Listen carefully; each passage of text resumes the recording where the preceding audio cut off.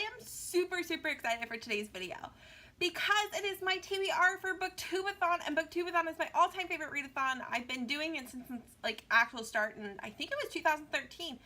By the way, the first year there was no video challenges. People just did like video updates, and I was not a booktuber then. I watched Booktube and I participated in it kind of from the side and like commenting on other people's videos basically, and doing the sprints without actually doing it on Twitter. Like I would watch them, but like I was too afraid to like get in on the Twitter action.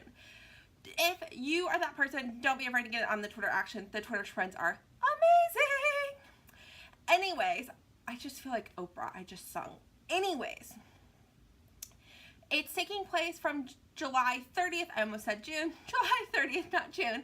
Through August 5th. I believe that's a Monday through Sunday. And the reading challenges are up. I will have Ariel Bissett's YouTube channel down below and her Twitter, along with the Twitter announcement video, YouTube channel for Booktubeathon, and the announcement video of the reading challenges, all linked down below for all the fun. And I highly recommend you guys do it. It is literally a blast. You don't have to create videos. You don't have to do the video challenges. Heck, you don't even have to finish a book. There's been years where I think there was one year where I didn't even finish a single book, but I watched a lot of people's videos and commented on them, and it's a blast, no matter if you're like super intense and do everything, or chill and super busy and, you know, just kind of get to watch people's videos and maybe do a sprint or two. It's an awesome time regardless. So on to the TBR, which is the actual point of this video. And the first challenge is a coin toss challenge. So I have a penny, because I'm not rich. I have a penny. And this is to decide the first book you read during Booktubeathon. I'm a little nervous because the way I'm doing this, I read multiple books at a time, so I'm not just going to sit down and read this book, basically. This is the book I will be picking up for the inaugural sprint of Booktubeathon, which, by the way, is always at 12 a.m. Eastern Standard Time, or in the Central Time Zone. It's 11, so I always start an hour early, and it makes my Booktubeathon so much fun. Anyways, so heads right here is A Study in Scarlet by Sir Arthur Conan Doyle. I've been wanting to read the Sherlock Holmes, like everything basically, because I'm obsessed with various adaptations, and this is the first published. And the second is a nonfiction, Hiroshima by John Hersey, and this follows 6 of their survivors of the atomic bomb that was dropped on Hiroshima by the United States. So, coin toss. It's heads! Yay! So I am reading A Study in Scarlet by Sir Arthur Conan Doyle, and I will be reading Hiroshima some point throughout the readathon. The next one is a book about something you want to do. I stretched this a little bit. I would love to go to space. That doesn't look like it's happening right now. But hopefully in my lifetime that's like a thing. And so I will be reading Brightly Burning by Alexa Dunn, which is a Jane Eyre retelling. I don't think I've read Jane Eyre in its entirety. But it's Jane Eyre in space, so it's the closest I'm going to be to getting in space. So, stretching it, yeah, but it's my TBR. The next challenge, and I love this challenge, they do it every other year, and it is read and watch a book to movie adaptation. I will be reading Jaws by Peter Benchley, and I will be watching the movie Jaws. And yes. And I think Jaws will actually be on the Discovery Channel during Booktubeathon, because it is like Shark Week. I believe they overlap. Maybe. Don't quote me on that. Next is a book with green on the cover. I will be reading Harry Potter and the Chamber of Secrets by J.K. Rowling. I'm currently rereading Harry Potter and the Sorcerer's Stone. I actually, fun fact, think this was on my TBR last year, and I reread it during Booktubeathon. Fun fact. And here's the deal.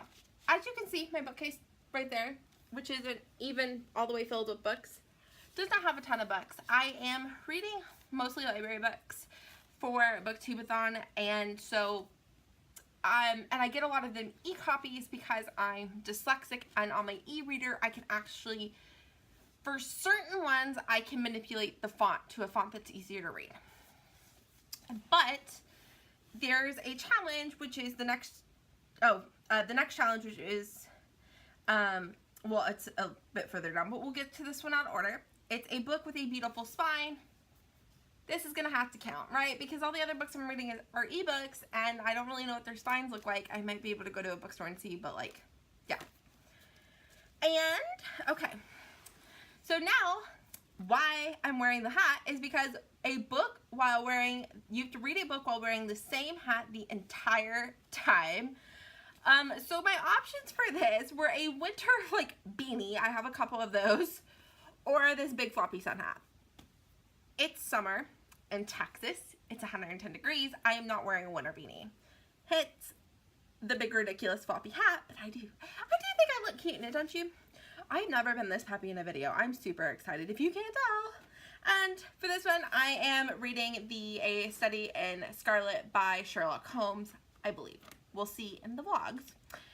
And the last challenge, which is the quintessential Booktubeathon challenge, I think the first year it was like to read 300 pages a day, but now they've since like updated that to read a book a day, which makes it a lot easier because you can choose some short books, is to read 7 books. So far, I believe I have Study in Scarlet, Hiroshima, Jaws, Harry Potter and the Chamber of Secrets, so that's 4.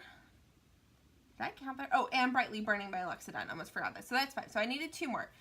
So tentatively on there, I have Astrophysics for People in a Hurry by Neil deGrasse Tyson.